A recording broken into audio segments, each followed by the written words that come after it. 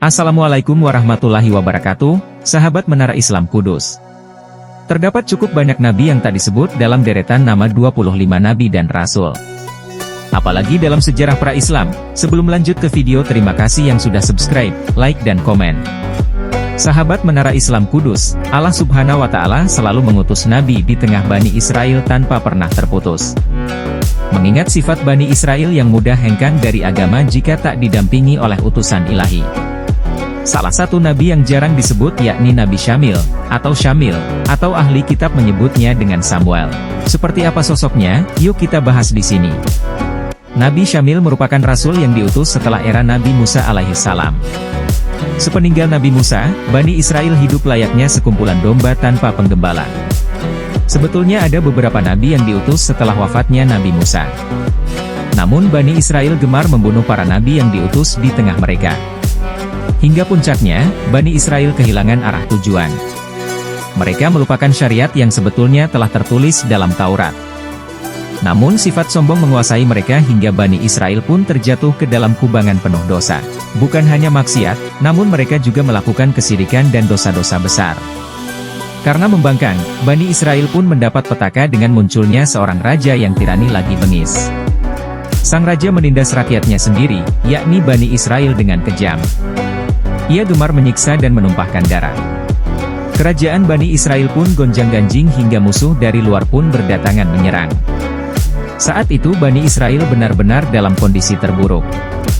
Namun dalam kondisi demikian, Bani Israel tetap saja percaya diri bahwa mereka tak akan pernah terkalahkan karena memiliki tabut.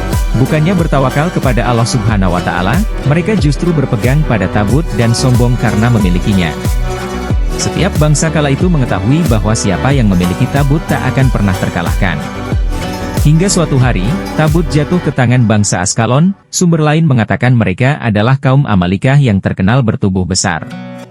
Bani Israel pun mengalami kekalahan yang memilukan.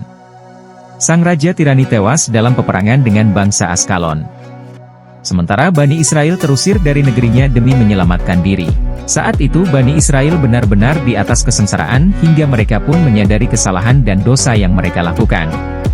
Sahabat Menara Islam Kudus, akhirnya Allah Subhanahu wa Ta'ala pun kemudian mengangkat Syamil menjadi nabi dan mengutusnya untuk menyelamatkan Bani Israel. Hadirnya Nabi Syamil menjadi udara segar dan harapan baru bagi Bani Israel. Kepada Nabi Syamil, Bani Israel pun meminta seorang pemimpin untuk menggantikan raja mereka yang tewas saat perang melawan bangsa Askalon. Mereka meminta sang nabi mengangkat seorang raja untuk menggantikan kematian raja mereka yang bengis. Namun sosok Nabi Syamil sangat bijak dan tegas pada Bani Israel. Ia tak serta-merta menuruti keinginan Bani Israel.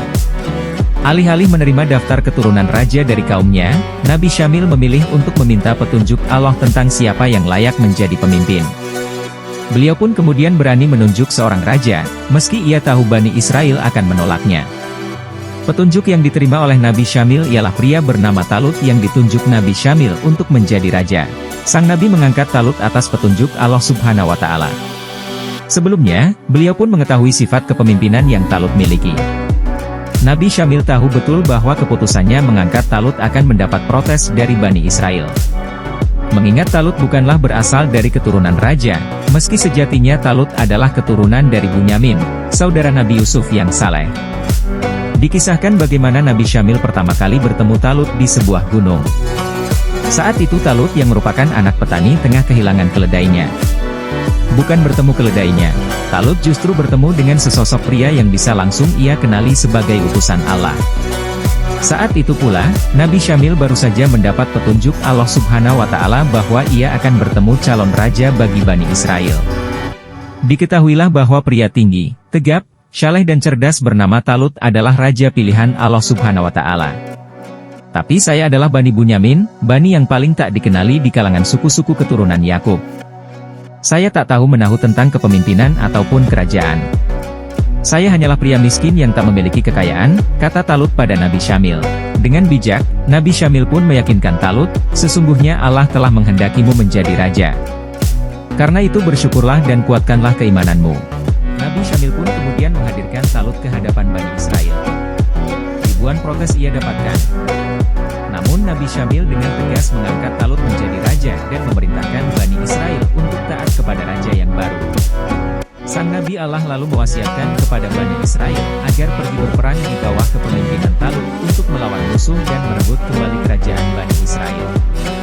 Meski berat hati, Bani Israel menuruti sang Nabi dan menjadi pasukan Talut. Kelak, mereka menyadari bahwa pilihan Nabi Syamil sangatlah tepat. Di bawah kepemimpinan Talut, Bani Israel menjadi sangat kuat dan menguasai kembali kerajaan mereka. Lebih dari itu, di masa Talutlah cikal bakal munculnya kerajaan raksasa Bani Israel yang akan diwarisi oleh Nabi Daud dan Nabi Sulaiman. Wa'allahu a'lam bishawab.